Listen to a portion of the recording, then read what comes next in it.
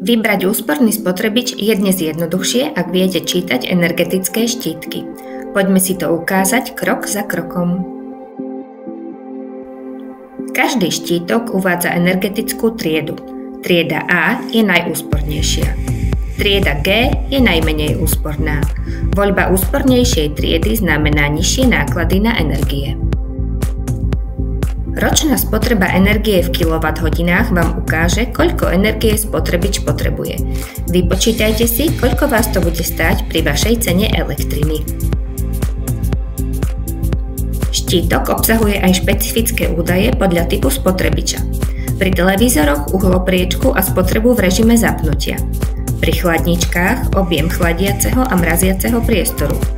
Pri práčkach kapacitu, spotrebu vody a hlučnosť v decibeloch. Novšie štítky obsahujú QR kód. Po jeho naskenovaní získate ešte podrobnejšie informácie o produkte. Čítanie energetických štítkov je jednoduché a šetrí nielen energiu, ale aj vaše peniaze. Máte ďalšie otázky? Sledujte nás pre viac tipov na www.sospotrebiteľov.sk a nezabudnite sa prihlásiť k odoberaniu nášho newsfiltru.